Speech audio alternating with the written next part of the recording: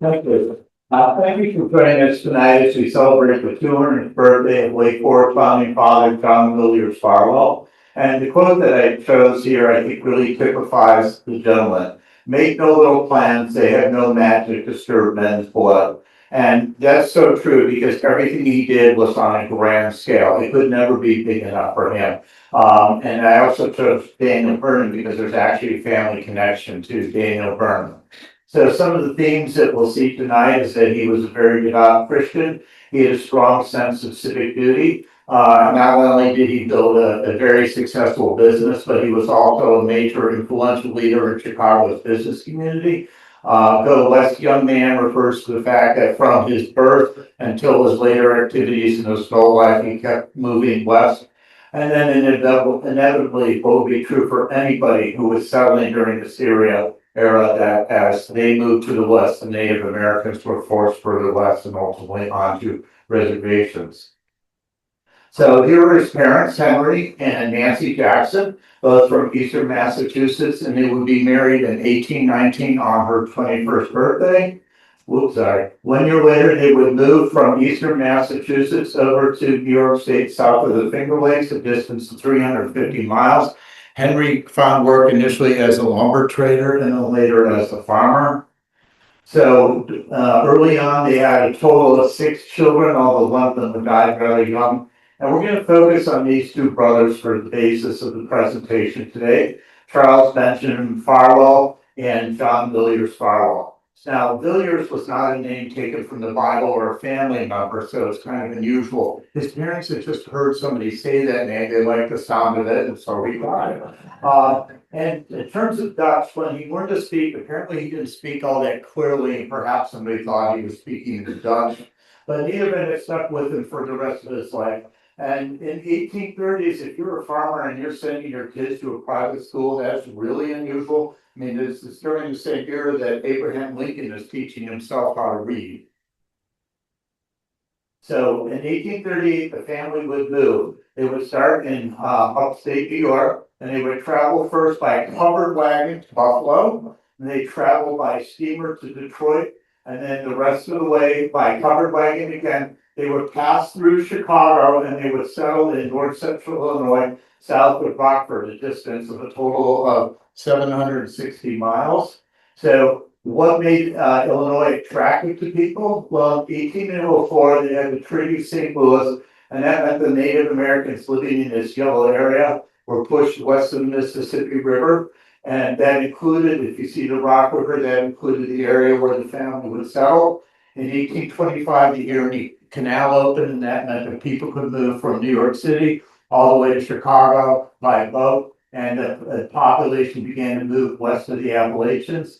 In 1833, the Treaty of Chicago moved the Native Americans in the rest of Illinois, as well as the state of Michigan, west of Mississippi. In terms of farmers, what was really significant was the invention of the steel plow. And I say that because although this land was really fertile, it was also really thick, was also full of very tall prairie grass, which had really long roots. And this invention made it much more practical to be a farmer there. And then, of course, in terms of the economics, because of the Homestead Act, if you were able to farm a piece of land for 5 years, all you had to do was pay the recording fee, and a piece of land up to 160 acres was yours for free. So I mentioned that they passed through Chicago, and they chose not to stop there. Why? Well, it had only been incorporated 1 year earlier. It had a population of 3,000 at that point, and Farwell himself described it as a one-horse mud town, and that was actually really accurate at that time. So here's their early life in Illinois. When they arrived, they moved into an existing cabin, which is about 20 feet by 20 feet, which would be pretty much kind of like this area here. A total, two families, a total of 14 people in that size. Then at some point there was a little accident. That's not a typo. So one morning, the older brother John was chopping wood. The younger brother, who was a very devout Christian, said, "This is the Sabbath. You should not be doing that." And the older brother warned him, "Move your hand or else." Boom. So anytime you see a photo of him, you'll see 5 fingers on one hand. The other hand is always hidden conveniently under a drape or a piece of paper or something like that. The two boys actually built this brick house for the family, and it stood for over 100 years, so he must have done a pretty good job of it. In 1841, John would move to attend a seminary, and he said that he was not like the rich boys from Chicago who could afford to live in the dorm. So he actually built his own home for himself while at college. He worked for a local brickyard. Instead of getting paid in money, he was paid in bricks, which he then used to construct his home. 4 years later, he would graduate with honors from the seminary. He would follow in the footsteps of his younger brother, C.B. Farwell, moving to Chicago. He brought with him $3.75 and a Bible. He was immediately hired at the city clerk's office. The only problem was he had to record the minutes of the city council meetings at night. He was very accurate and recorded what they actually said, and they didn't care for that, so he was promptly dismissed. That actually was probably the best thing that ever happened to him, because his next stop was as a clerk at a dry goods store, and he would spend the rest of his professional life in that industry. He was paid a grand total of $8 per month, and then he gave half that away to help build the new Methodist church. He got a promotion to the following year up to a grand total of $250. And then in 1848, the two brothers built a wood house for themselves along the banks of the Chicago River. Next time you take the train down to Chicago from Lake Forest, when you get off in that station, that's where their cabin was. So, what the heck are dry goods? That's a term you don't hear much anymore. So think of a department store, get rid of all the home supplies, and think about linens and cloth and things like that that would be used to make clothes. So you see over here, they have coats and collars. They have flannels, so they have a lot of flannels and linens and cottons and things like that. Parasols, prints, suits, and shirts. So that gives you an idea of what good dry goods are. So if Chicago was the mud town, why did he and his brother choose to go back there? And Farwell foresaw something that the early French explorers had seen, and that was the fact that the watershed for the Great Lakes and the watershed for the Mississippi River were less than 2 miles apart. And he understood that if the canal were built, that Chicago would be in the middle of everything. He also saw that the railroads were moving further and further east, further and further west, and he foresaw a time when Chicago would be the hub of the country, perhaps even the biggest city in the country. And so you see with the building of the canal that over a period of 4 years, the population of Chicago triples and then it quadruples over the next 11 years once the railroads begin to arrive. The late 1940s were an exciting time for Farwell. Here is the young bachelor. Here is the young bride, Abigail Gates Taylor. She was actually a former neighbor of his on the farm, and she was also a fellow seminary student. In 1850, he became a partner at Cooley and Wadsworth, which was the leading dry goods store in the city of Chicago, with annual sales of about $100,000. And in 1851, the young couple celebrated the birth of their daughter Abby. Unfortunately, it didn't end so well. The wife never recovered from giving birth. She died 5 weeks later. And this is a drawing of her as a 4-year-old girl, and I think her picture sort of epitomizes the feeling of the day. Farwell wrote in his diary, "Before church, went to the cemetery to visit the grave of my Abby and spend an hour in lonely meditation. All will be for the best if only I love God." He went into a deep funk for about a year and a half. A lot of his friends were afraid that he would never come out of it, but life moved along for him in a positive way. In 1854, he married Emmerich Cooley, who was a sister of his business partner, and he moved to their new home at 19 South LaSalle Street. A son was born in 1858, and in 1859, he built a new home at 375 South Wabash. We know this today as being the Loop. We know 19 South LaSalle as being the Loop. Today, those were residential neighborhoods. And this would become very important because he donated the land from his first house to the YMCA, and the YMCA headquarters still exists today at that location. So as I mentioned, he was a really religious man. I think this quote typifies that.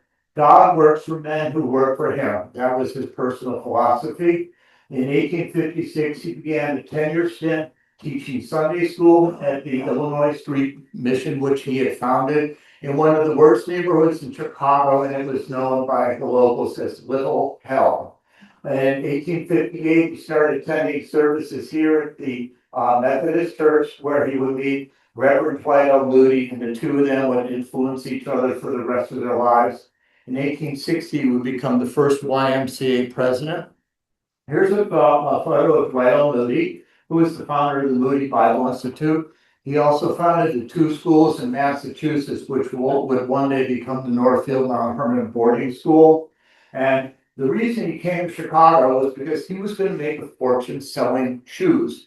After a religious conversion, he decided he would devote the rest of his life to selling Jesus.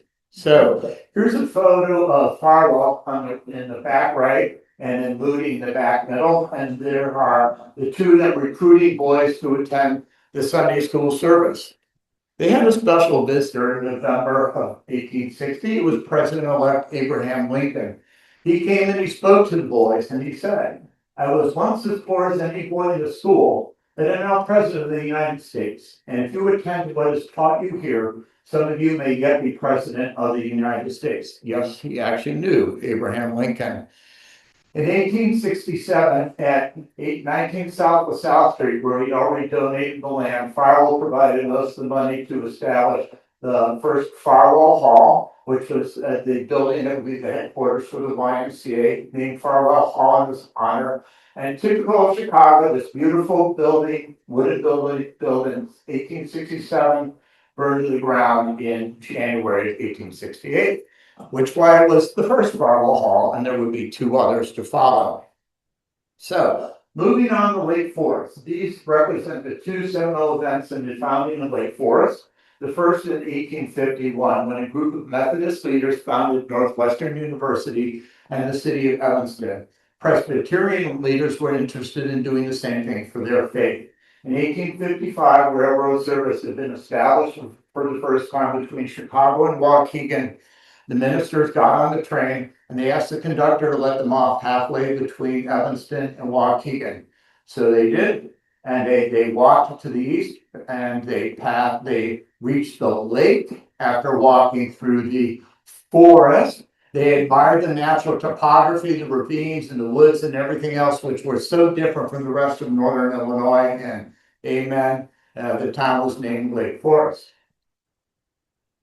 So the following year in 1856, the Lake Forest Association was formed. It bought 1,300 acres of for the education center that would go to the high school and the college level and the town. The two Farwell brothers being amongst the first shareholders. The following year, they were amongst the first to buy home sites. And at that time, people in Chicago, the leading citizens of the day, tended to live on the south side. They did not live on the north side of Chicago. And they were hardly about to move 30 miles north to Lake Forest.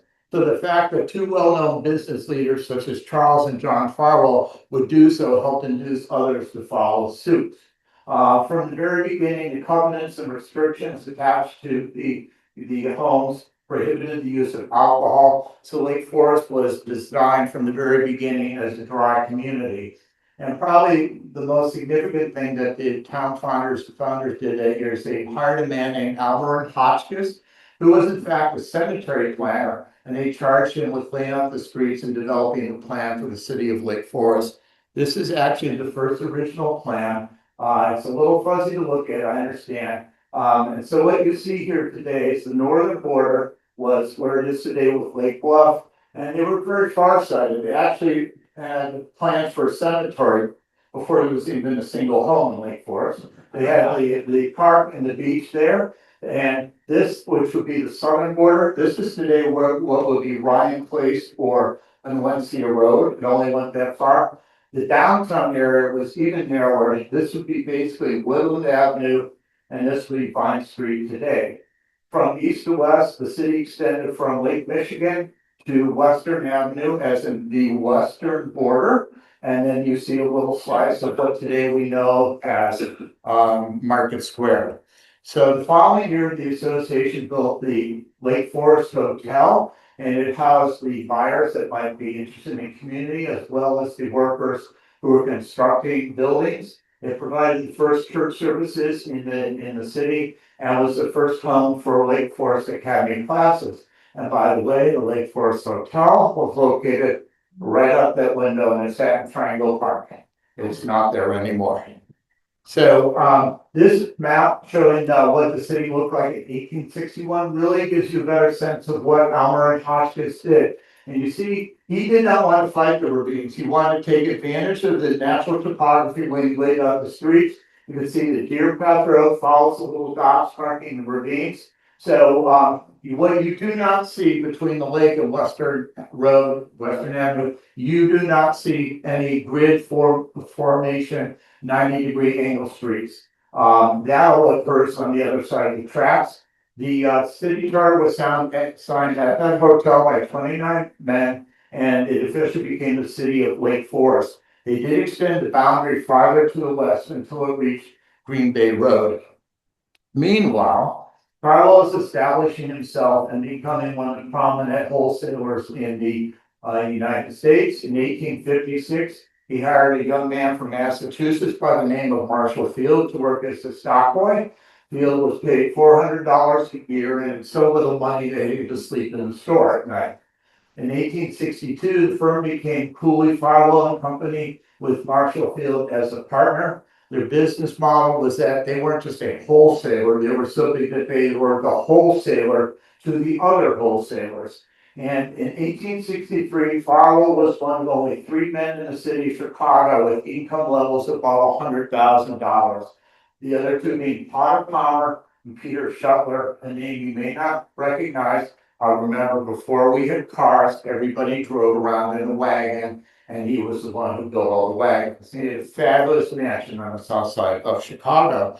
In 1864, the firm was renamed Farwell Field and Company, and another partner named Levi Leiter joined in. And only a year later, Field and Leiter decided to leave, and they wanted to buy into partnership with Potter Palmer, who was another dry goods entrepreneur. How they didn't have enough money. And if we go back one slide, if you remember, there were only 3 people in the whole city earning $100,000. He actually loaned each of them the very princely sum of $100,000 so that they could buy into that partnership. What would ultimately happen is that Leiter would move on to Massachusetts. Potter Palmer would retire to focus on his real estate interests, including the Palmer House Hotel. Marshall Field would have the other business by himself. The original firm was renamed J.B. Farwell and Company, and by 1860, the company had moved up to a level of $10 million in sales, meaning that in a period of about 12 years, their sales volume had magnified 100-fold.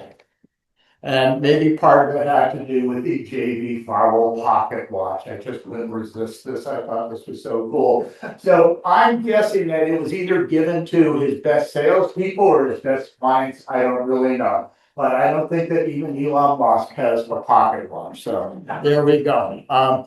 He was involved in everything. He was a prominent real estate developer and investor, president of the Public Insurance Company, president of the Union National Bank, and was also at one time the vice president of Chicago Board of Trade.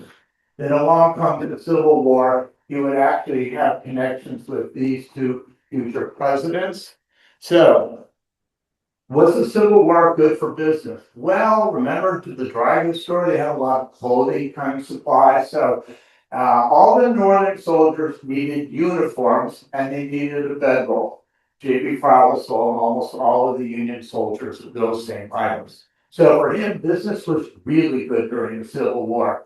And what this map also shows, if you see all the railroad lines all over the place, the Farwell was absolutely correct that Chicago would become the railroad center of the country, and that allowed him to ship supplies during the Civil War up and down the Mississippi, and also to the east of the states of Pennsylvania and Maryland. I'll try to use this and hopefully I don't double click. So the people in the South are not very happy with Mr. Farwell. This is a photo of Camp Douglas, which is a prisoner of war camp for Confederate soldiers on the southwest side of Chicago. One day, the guards caught a small group of soldiers trying to escape, and when they searched their pockets, they found written plans to destroy Farwell's warehouse and thus put a crimp in the supply line for the Union Army. He was very involved in the Civil War in all sorts of ways. He was a leader in something called the U.S. Sanitary Commission, which had been approved by Lincoln.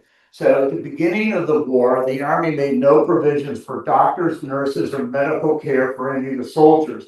The way that happened was that leaders in different cities would raise funds and then contribute to the national organization. And that's exactly what Farwell did. They provided doctors, medical care, and nurses for the soldiers. Interestingly, when they interviewed people to be nurses, they wanted plain nurses who were not so attractive that they would distract the young men as they were healing. But if you recognize these names, their doctors were everywhere. In fact, this is from a report sent by the President of the United States to Congress after the war with the call. Well, the branch in Chicago was one of the most efficient of all in collecting supplies for the relief of the soldier. It was most fortunate in enlisting some of the most influential and trusted men like Farwell in that important place. He was also involved in a group called the U.S. Christian Commission, which had been founded by the YMCA. Yes, it provided $6 million worth of food, clothing, and medical supplies to soldiers, but this was its primary mission, and that was to provide spiritual and material relief. Farwell took this unbelievably seriously. He left his brother Charles in charge of the store, and off he went. He traveled down to the battle lines, and his mission was to go and pray and lead services for the Confederate soldiers on Sunday when there was no fighting. He rode around in some of the worst places during the Civil War in his little wagon, be pulled by a single horse all by himself. He would approach the Union lines and he'd say, "Please let me through. I'm here to pray with the Southern soldiers." They'd say, "You must be out of your mind." And then he would pull out a little slip of paper that he had in his pocket from his friend Abraham Lincoln, and it said, "Please let Mr. Farwell pass." And as long as he got back, by the end of the day, he would be okay. The Union Army provided him with this revolver and this holster for his own protection, and he carried that wherever he went. Another interesting thing was at the beginning of the war, there were no soldiers to fight. So it was up to each state to raise its own regiments. Farwell was very involved with the Board of Trade Army regiments. So he helped raise these two infantry regiments in the state of Illinois. And these are, in fact, photos of two of the Farwell soldiers. So if you think about it, he helped provide soldiers for the war effort, and then he provided the medical care, food, and even spiritual relief for them. So he was totally involved in the Civil War, even though he never fought. In 1864, Lincoln ran for re-election. You can see the states in red went for Lincoln, the states in blue went for General McClellan. An overwhelming electoral victory for Lincoln. You will see here that the state of Illinois gave 16 electoral votes to Abraham Lincoln. One of those votes having been cast by John B. Farwell, who was a member of the Electoral College in 1864. In fact, this is a handwritten letter to Abraham Lincoln on the evening of Lincoln's re-election, and he wrote, "Dear Sir, on Thursday evening, Bryan Hall was crowded to rejoice over the abolition victory," because Farwell was an abolitionist.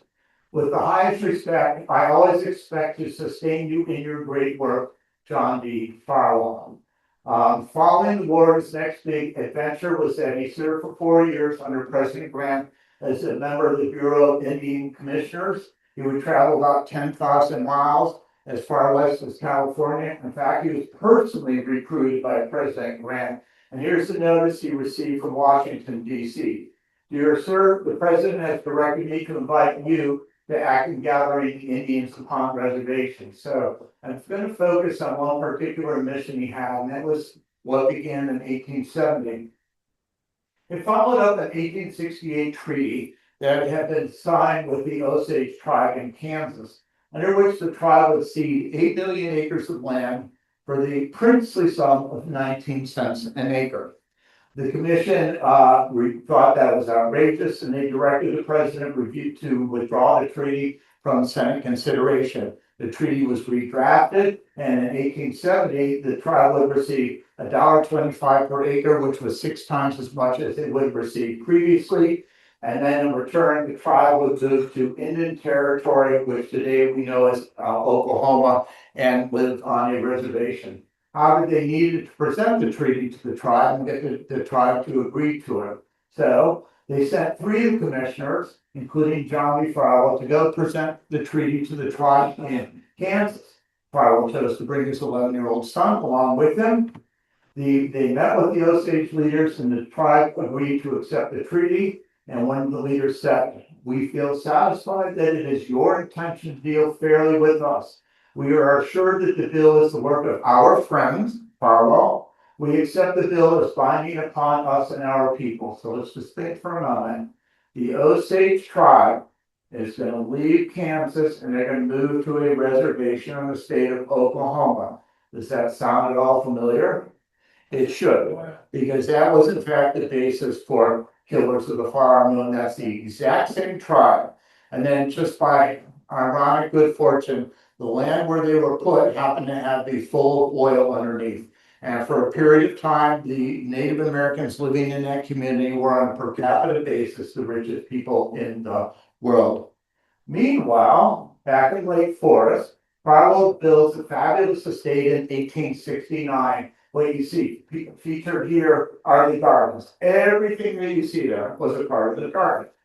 He had pathways all over. He had bodies of water and ponds and so forth, bushes and trees, a fabulous greenhouse as well. It was at the corner, it bordered Lake Road, and you had Deer Path on one side and Westminster on the other, and it was basically the whole block. It's possible that he and his brother actually got land from as a gift. The records in the city are a little murky about this, but Farwell had made a donation earlier to the Lake Forest Association. And the reality is that a lot of people did not want to live near the lake at that time because they thought it would be bad for their health and they could possibly die. It's no coincidence that in both the city of Lake Forest and the city of Chicago, they chose to put the cemetery on the lakefront and as far north as possible to be away from everybody else. So this is what the home looked like on the front side. It was nicknamed by locals the Broomstick House because it had a 4-story tower in front and a wraparound Victorian porch, and I guess it somehow looked like somebody was going to pick it up and start sweeping. Its construction was extremely unusual. By this time, Farwell had done a lot of traveling in Britain, and in Britain, people were building homes out of Portland cement. This is the first house in the United States built out of Portland cement. So not only did he bring the technology back with him, but he actually brought the builder, Leonard Double, along with him. If you'll notice here that there are horses here and there's a wagon with a driver in it, whether it was in Chicago or Lake Forest, that wagon was supposed to be there every Sunday by 7:00 a.m. Because he wasn't the substitute teacher, he was the substitute preacher. And if word went out that somebody wasn't going to be in their church on a given day to conduct the services, he would hop in the wagon and off he would go to take care of that. Today, the house looks a little different. The tower is gone. The kids who originally loved the tower because it's the highest point in Lake Forest. You could climb up there and you could see all the way to the lake. You could see everything in town. This version of the home, which is what we have today, is about 7,000 square feet. And you'll notice the Victorian porch is also missing. And the other original remaining structure from the home is the house at 920 East Deer Path, also built out of Portland cement in 1869. It was originally the barn for the Farwell estate, and in fact, he did have cows on the property at one point. Later on, it was converted by noted architect David Adler, and today is a beautiful 4,700 square foot home. Farwell enjoyed family life in Lake Forest. His oldest daughter had been born much earlier, but the rest of the children were raised in Lake Forest. The girls would all go on to Vassar, which was very unusual because not many people sent girls to college at that time. The boys would all go to Yale. And all the children lived in Lake Forest after they were married. He built a home for Abigail and her husband Ferry on Lake Road and the Tuttle family. And then later the Chandlers built homes on what was the back end of the state on Westminster near Lake Road. And then for the three boys, they would all build homes next to each other on Stonegate Road. Once again, the two brothers aren't far from each other because his brother C.B. Farwell built a home on the block immediately next to him. So C.B. Farwell's estate was Lake Road, Deer Path, and Spring, and he owned that entire block. This was built in 1870, and it's a wooden Victorian. And he had fabulous gardens and a boat pond, which were designed by Frederick Law Olmsted. J.B. Farwell would serve as the mayor of Lake Forest shortly after building his home. And if we're going to talk about the 1870s, we have to come to this inevitably. The reason it was called the Great Chicago Fire was to distinguish it from all the other fires in Chicago, which happened all the time. And you can see how far it extended. So, what was going on with Farwell before? Well, he built a fabulous building for himself and two tenants at 114 Wabash Avenue. And that was really unusual. Remember, when he was young, that the Loop was actually a bunch of neighborhoods, residential neighborhoods. So the idea that he would, when everybody else had businesses on the south side, he would build this big structure to the north and the west was unusual, and it helped push other businesses to join him. In 1870, his new store burned, and this is what he rebuilt. In early 1871, he rebuilt that, and about 3 months later, the Great Chicago Fire came. It had two buildings burned to the ground in less than a year and a half, and that is what that building looked like after the fire. He and Marshall Field were not about to let a little thing like the Great Chicago Fire stop them. Both of them opened up temporary headquarters for the businesses 2 days after the fire. And Farwell, as you can see in the drawing right here, was 2 miles to the south on South Michigan Avenue. An interesting business consequence of all this was that the bigger businesses had insurance. So Farwell had somewhere between $60 and $75 million worth of inventory that was, in today's dollar, wiped out in the fire, but he had insurance. The smaller businesses having no insurance, well, there wasn't quite as much competition after the fire. I mentioned that he had also been president of the Republic Life Insurance Company. This is a magnificent building. It's beautiful. And after the fire, that is the same business. So, in the aftermath of the Great Chicago Fire, most people around the country thought that Chicago was done for. They said it will never come back. A lot of the business leaders had had enough of fire after fire, and they were ready to cash in and go somewhere else. Other business leaders saw this as a great opportunity to skip out on their debts, because who was going to come collect from somebody who just had everything they owned burned to a crisp, right? So at a meeting of business leaders, Farwell listened to all this, and he stood up in front of everybody. He said, no. He said, you're going to stay here, you're going to rebuild, and Chicago will be bigger than it ever was. And you are going to pay your debts, because being a businessman from the city of Chicago needs to stand for something. And in that of his words, he built an even bigger building at the intersection of Monroe, Market, and Franklin. If you don't recognize Market's today, Wacker Drive. So this was half of a city block. He would also add 6 international offices in Europe and Asia. And not that he was selling there, but he was buying things that he could then bring back to his wholesale customers. The Great Chicago Fire also had an interesting effect on the development of Lincoln Park. And like, no, that's Lincoln Park. No, it was Chicago Cemetery Park at the time. But when the flames swept through the cemetery, they burned all the wooden grave markers. And people really had no idea at that point who was buried where. They began removing the bodies, and they moved them further west to Rose Hill and Graceland cemeteries. And this was all going to be converted to park, except they still had this one little piece of land that was not actually part of the cemetery. It so happens that that little piece of land was owned by J.B. Farwell, who had bought it in 1866 for $8,000. He built a factory there, and 6 years later, the city bought it from him for $100,000. Not bad for a day's work. Now we move out west again, because in 1876, gold is discovered in Colorado.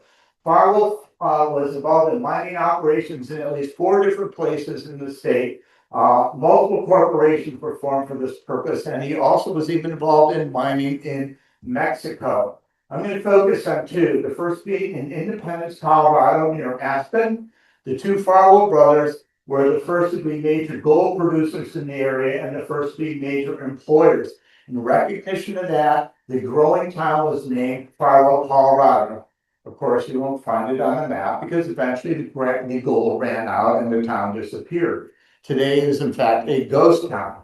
Here's a stock certificate from the Farwell Consolidated Mining Company, which was organized for the gold interest in Independence. And it's actually, oh, sorry, I think it's a different one coming up. But anyways, that was the stock company that was mining in that area. And here, in fact, is the Farwell Mill that was a part of the gold mining operation in 1896. Eventually, it would be torn down when the gold stopped altogether. But probably the most noteworthy of the gold operations he had were what was known as the Farwell Ditch. Actually, it was an aqueduct, is really what it was. In the mid to late 1870s, it was located in Routt County, Colorado, near Steamboat Springs. So he had an area he wanted to mine. His only problem was that the nearest water supply was 17 miles away. No problem, we'll build an aqueduct for 17 miles through the heart of the Rocky Mountains. It started at Trail Creek in elevation of 9,300 feet. The original segment was 17 miles long. It included two tunnels, and at the end of one of the tunnels, the water dove 500 feet straight down, only to continue again at the bottom of the waterfall.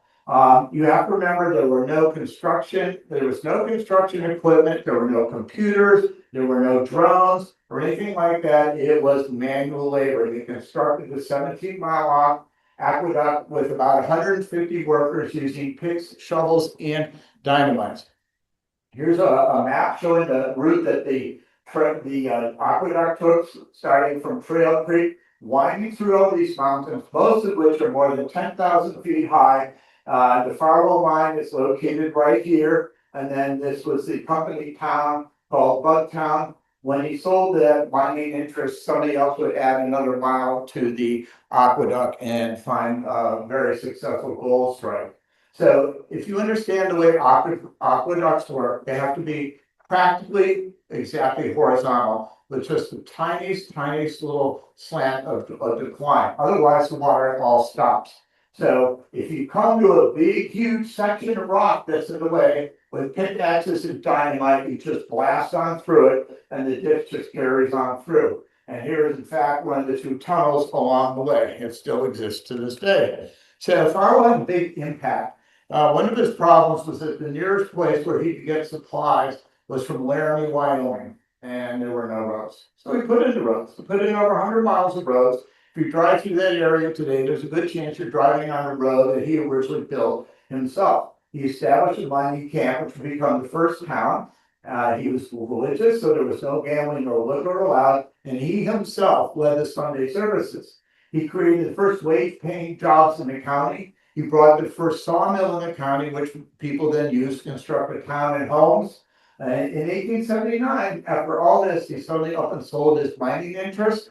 He never explained why. I think there are a couple possible reasons. Number one, it will become involved in an adventure that's even much bigger than this. Two, there was an issue with the Ute Native American tribe. They had lived in Colorado and Utah. They had been forced onto reservations in a series of treaties, which weren't particularly favorable. At one point, the Utes burned down thousands of acres in the area, and it's quite possible that Farwell said, you know what, I'm done with all of that. We don't know for sure. But in recognition of what he had contributed to the community, the people in the area took their maps, they erased the name of whatever the mountain was at the time, and thereafter this was known as Farwell Mountain. If you climb to the top of Farwell Mountain, you will be over 10,000 feet in elevation, and you can look down at beautiful Farwell Lake and Farwell Creek below. Meanwhile, back in Chicago, in 1882, Farwell again built an even bigger warehouse than before. This building now takes up an entire city block. The back end is the Chicago River. On the sides, it has Adams and Monroe, and the front would be Wacker Drive. I love this particular photo because it really shows Farwell's vision for Chicago absolutely coming to fruition. You can see there are actually wagons pulling supplies I say items that have been sold out of the warehouse and they're being loaded on this enormous steamer, which could travel all over the Great Lakes. And then just across the river, of course, you have railroads running all over the country. He sold things as far away as the Pacific coast. This particular building that you see, when it was built, it was the largest commercial building in the country. It was 6 stories above ground, 2 stories below the ground, and not the property line, but just the building structure itself. It was 280 feet in width and 400 feet in length. And remember, a football field is 300 feet. 8 elevators, 4.5 million feet of lumber. His sales volume is now doubled to 20 million, and he has 600 employees. Also in the same year, he and his brother would end up building fabulous mansions on Pine and Pearson. So this is the one that he built in 1882. Next door to it was the one that his brother built in 1883, and they were located right across the street from the water tower. Now I say Pearson and Pine because Michigan Avenue did not extend north of the Chicago River. If you crossed the river and there was no bridge, you were now on Pine Street. So this is very unusual because still at this time, most people of means in the city are living on South Michigan Avenue, South Prairie Avenue, or perhaps in Hyde Park. A year after they built this, after Farwell built this, Potter Palmer would build a fabulous mansion on Lakeshore Drive. And so these 3 men helped pull other people to move to the north side of the city. In 1886, Farwell was largely responsible for the construction and development of the Moody Bible Institute.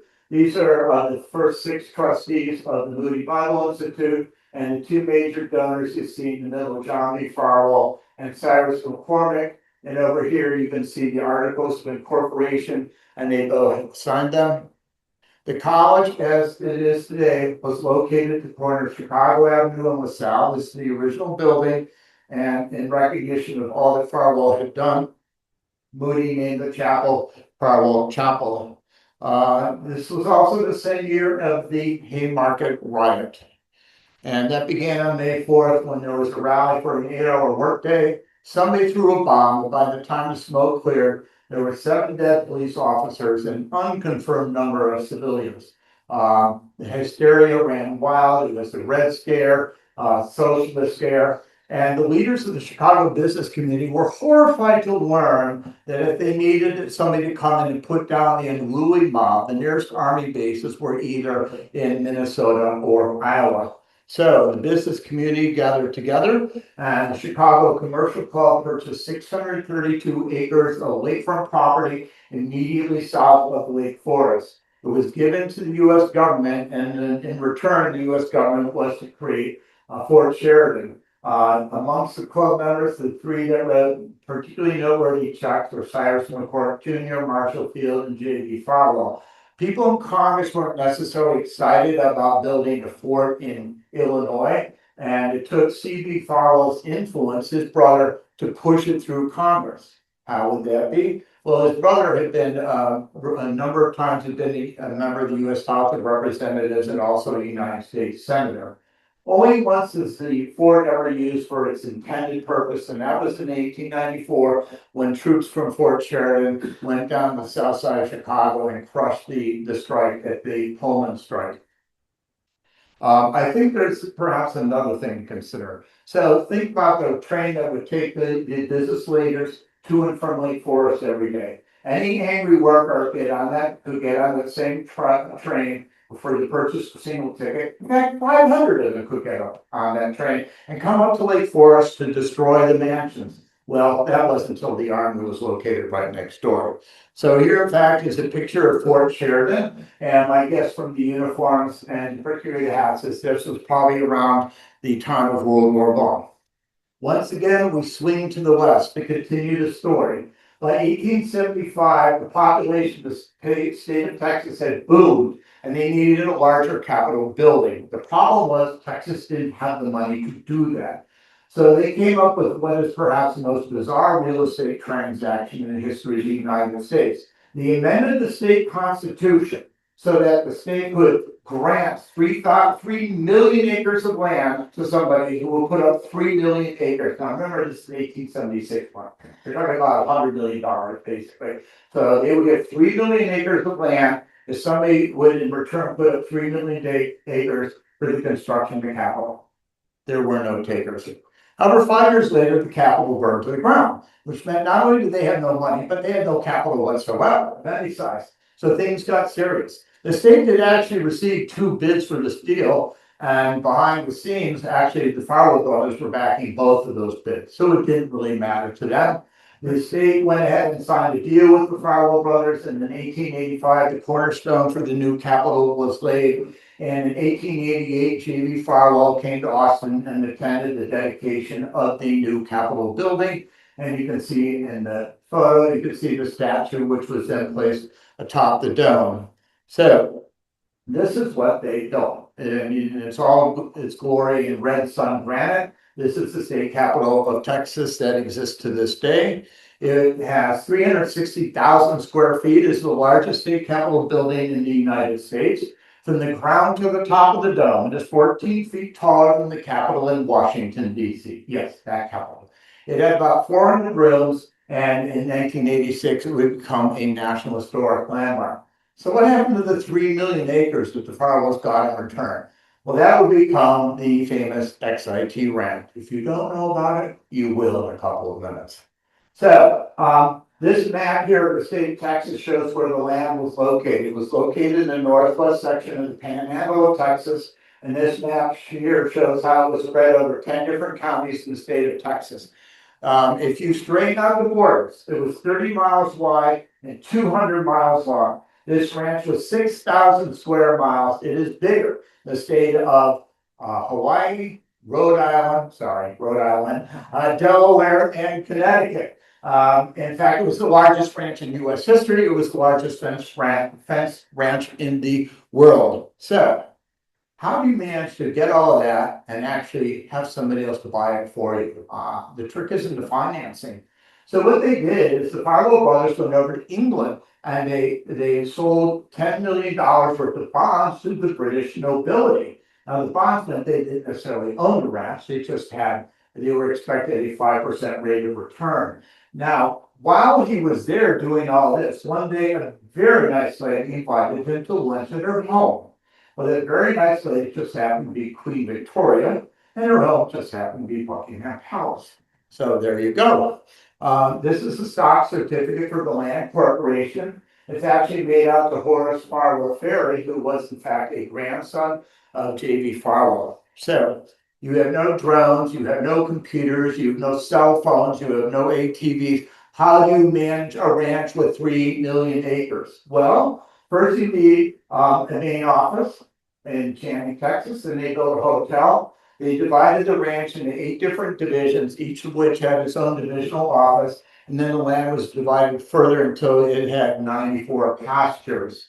What did the ranch entail? Oh, how about 150,000 head of cattle, 1,900 horses. They had to build and maintain 300 windmills all over the property. In today's dollars, it is an annual payroll of $16 million. Now, Farwell himself never would have gone along with this idea. But don't forget, his son were rich boys growing up in Lake Forest. And you couldn't possibly have a ranch unless you had polo ponies, right? So here, in fact, is a polo mallet from the XIT Ranch.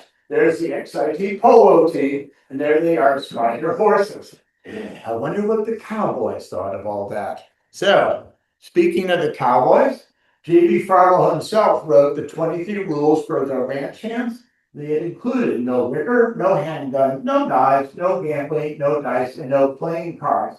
And here's a picture or photo, a photo of Farwell sitting in front. He delivered the Sunday services every time he was down there, and the big hat was the collection plate that would be passed afterwards. He truly loved the ranch, and he went there at least once a year for the remainder of his life. So what else did you need for the ranch? Well, you want to make sure the cattle didn't run away.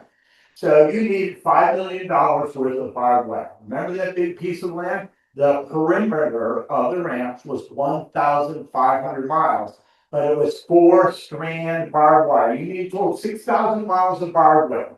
So you have Los Angeles to New York and back with some left over. In fact, it took 240 railroad cars to bring all that barbed wire, which is how the ranch also helped bring the railroads into that part of Texas, and 100,000 wooden posts in order to construct it. You also need to have the cowboys organized somehow. They had 150 cowboys, and that was divided up into groups of 10 to 12 cowboys apiece, each of which had its own truck wagon and a cook. And here are the typical food offerings that the cowboys had on the ranch. Meanwhile, of course, you need cattle. 150,000 head of cattle. At the beginning, they used longhorns. After all, they were already there, dating back really to the time of the Spanish arrival in the Americas. At some point, the Farwells decided they needed hardier breeds, and they imported Herefords and Angus. And I have to get this right, but there was a man in Lake Forest named James Anderson who was the one who imported the Angus from Scotland. Can you imagine how much it cost to import thousands of cattle across the ocean from Scotland? Eventually, of course, they would all interbreed. Now, remember I said the bigger the better, right? So you already had the biggest ranch in the world, right? So what else could you do but add another 2 million acres in the state of Montana, which they did a prime grazing land between the Missouri River and Yellowstone. So they now have a total of 5 million acres of land. So they had a strategy, and that is that when a calf was born, it would stay in Texas with its mother for 2 years. After 2 years, it would be driven up to the state of Montana. It would fat up there for 2 more years, and then it would go off to market. Well, of course, they had to be driven. So do you know how far it is from Texas Panhandle up to Montana? It's a fur piece, as they say. So this, in fact, is a photo early on of the cattle drive with all the workers. Later, the trains would arrive, and the cattle would be shipped by train, sometimes taking as much as 300 train cars to move all the cattle to the state of Montana. Okay, so here, in fact, is a photo of the XIT cattle being loaded aboard the train. Eventually, they reached the point where they dissolved the ranch altogether. Oops, sorry, and just stick to this. And the reason they did that is that if the ranch had been wildly successful, they could have used the profits to pay off all the bondholders, and then the two brothers would have had all the land free and clear for themselves. It wasn't necessarily sufficiently profitable for that. One of the biggest challenges they had is that they bordered the state of New Mexico for thousands, for hundreds of miles. Well, that meant that the boys from New Mexico would simply snip the wire, come in, grab a bunch of cattle, and cross back over the state line, where the Texas Rangers and the sheriffs had absolutely no jurisdiction. And it was very unlikely that the sheriffs in New Mexico were going to arrest a bunch of their good old boys for stealing cattle from the rich guys from Chicago. So the land sales began in 1901. They had bought the land for basically $1 an acre. The first land was sold for $2.25 per acre, so they're making money there. And the last cattle were sold in 1912. With that, they paid off all the investors, and whatever land was left belonged to the family free and clear. Different books had different amounts. The highest I've seen was that they had 1 million acres left over, which was then divided by the 10 Farwell heirs. And the very last piece of it was sold in 1963. So I promised you that over the course of this presentation, I would share with you how the Farwell brothers literally shaped the American West. So here we go. This is quite literal. So if you look at the border of New Mexico along the panhandle of Texas, and then also the panhandle with Oklahoma, do you notice the lines don't quite meet? They were supposed to. So it turns out when the first surveyor went out to survey the property for the ranch, he made a little mistake. He was off by about 2.5 miles times 300 miles. So that meant that 750 square miles that should have been in the state of New Mexico ended up in the state of Texas. New Mexico wasn't very happy about that, and they wanted their land back. That was a problem for the Farwells because that would have included a significant chunk of the XIT ranch. But don't worry, J.D. Farwell Jr., the son, said, I got it. Don't worry about it. I'll just talk to my college roommate. He'll fix everything. Don't even worry about it. And that's exactly what happened. His roommate fixed it, and there was no problem anymore. How was that? You know what they say? It's not what you know, it's whom you know. So here was his Yale roommate.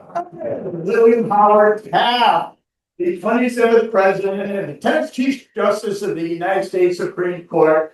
And by congressional resolution in 1911, the incorrect border became the correct border. Problem solved. In Farwell's declining years in Lake Forest in 1893, that property where the three Farwell halls had been, where he used to own a home, he would help fund the construction of a 13-story headquarters for the YMCA in Chicago. The ranch and driveway's day-to-day operations were turned over to his sons, and in 1898, he was a major contributor to the Alzheimer's Hospital, which was not only the hospital for Lake Forest College, but for all Lake Forest at that time. Two brothers that built a house together that lived next door to each other in Lake Forest in Chicago. That everybody in the family was suing everybody else after the dissolution of the ranch, and the two brothers did not talk to each other for the last 14 years of their lives. They were at times in the same office, and some poor secretary in the middle, tell Mr. Farwell this. Oh yeah, well tell Mr. Farwell that, because they couldn't talk to each other. Imagine the poor person stuck in the middle. In 1908, he passed away. Here's the family plot in Lake Forest Cemetery. And if you go to the Presbyterian Church, you'll see this Tiffany stained glass window there dedicated by his descendants, his surviving children, and is known as the Angel of Victory. In some ways, this next slide really is sort of the end of his life.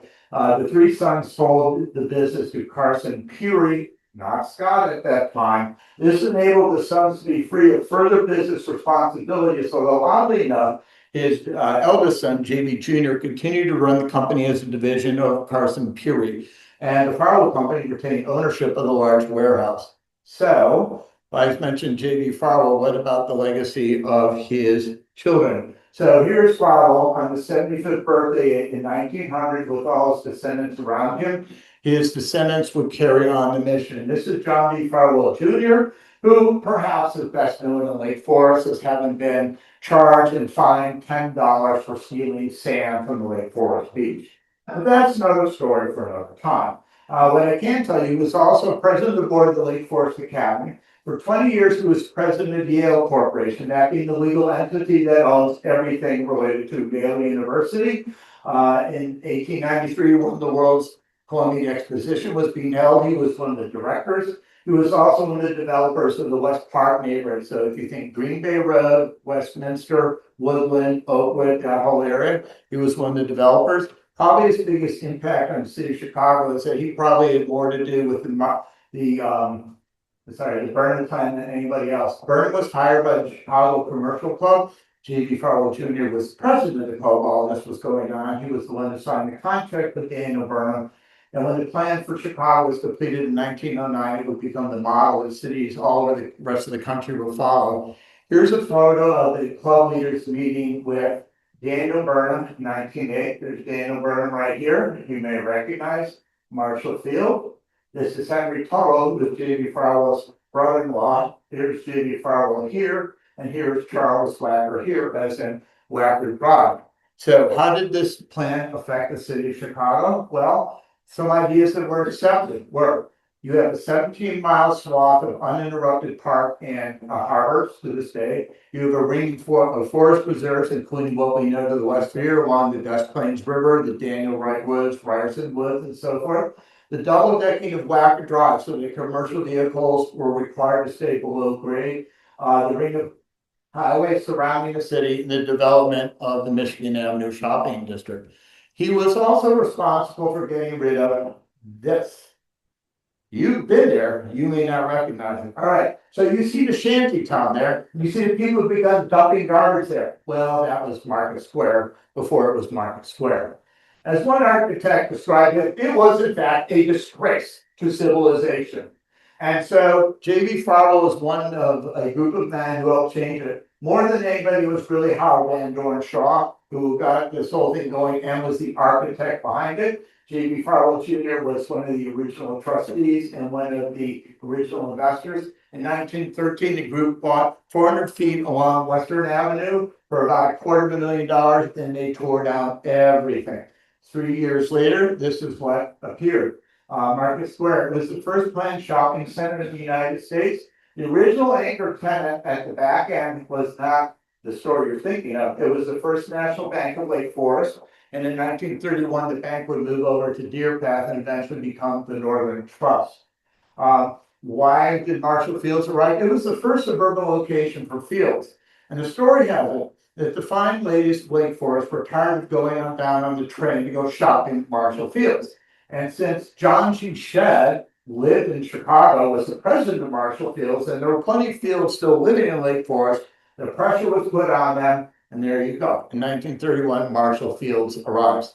The next family member is a man named Arthur Lincoln Farwell. He's perhaps best known for having brought the first automobile to the city of Lake Forest, which terrified the horses and irritated city leaders to no end. It was actually a major real estate developer in the north side of Chicago. He was president at one point of the Greater North Michigan Avenue Association, and he was one of the developers that successfully lobbied the city to build the Michigan Avenue Bridge. That being done, Pine Street became Michigan Avenue, or what we know today as the Mag Mile. Ironically, because the street needed to be widened, all the homes along Michigan Avenue, including J.B. Farwell's home built in 1882, had to be demolished. This is the Farwell building. Arthur Lincoln Farwell built this in 1927. When it was originally built, it towered over all the other buildings. You could see that's no longer true. It still stands to this day. It was actually one of two Farwell buildings built on Michigan Avenue. The other one having been sold to the McDonald's Corporation some time ago. The Farwell family was also integrally involved in the establishment of the Lake Forest Country Day School. J.B. Farwell's son, Francis Cooley Farwell I, helped establish the Alcott School in 1888. It would later become known as the Bell School. Here's a photo of the students at Bell School, and I've seen the names of literally half of those students are descendants of J.B. Farwell. Francis's son, however, Albert Day Farwell, did not like the education philosophy of the Bell School. So he was part of a group that founded the Lake Forest Day School. Here's, in fact, the first building where the day school was located, and it is, in fact, our neighbor on the other side of the fence over there on Deer Path Road. A.D. Farwell was the mayor of Lake Forest from 1931 to 1934. His wife, Edith Foster Farwell, deserves recognition. She was a nationally known gardener, and she would have also literally started the Botanic Gardens because she bought the first plantings they ever had over to them. In 1858, the two schools were merged to become Lake Forest Country Day School. If you go into the atrium today, you will see the banner hanging for the Farwells in recognition of what the family has accomplished. Another descendant who was mayor was Kent Chandler Jr. And although he fixed up the sewers, people would rather acknowledge the development of the Gordon Center. It was the Gordon School. The Deer Path Middle School had just been built, and this school was about to be torn down. Chandler and other city leaders intervened, and it became the Gordon Center, and it still exists in that capacity today, more than 50 years later. And we will close out with Mayor Frank Farwell, Francis C. Farwell II, who was mayor in the mid-1980s, and he did a lot. He established Croya, which is the after-school program for teens in Lake Forest and Lake Bluff. He oversaw the $30 million restoration of the beach. And he was also one of the leaders responsible for the acquisition of the Ragdale property. That is the former estate owned by Howard Van Doren Shaw. And the bulk of the land to the west became part of the Open Lands Association. So if you've ever walked over the swinging bridge, that's what he helped do. The front part along Green Bay was donated. The city owned it, and the city donated it to the Ragdale Foundation for $1 per year. It was leased to them. And they to this day, they maintain the artist community, the residential artist community that's known throughout the nation. He was also a secretary of the Lake Forest Improvement Trust. He was president of YMCA College, carrying on the tradition of his great-grandfather. And he was a trustee at Lake Forest College for 50 years. You can see here the evolution of the work at the Lake Forest Beach. Early on, there is no sand at all. Total sand erosion. In fact, now the water starting to destroy the bluffs. Here it is in the middle of the restoration project. And this is the beach as we know it today, thanks to Mayor Farwell. He was also president of the Open Lands Association for 3 years. Thank you for your attendance tonight. I will turn things back over to George.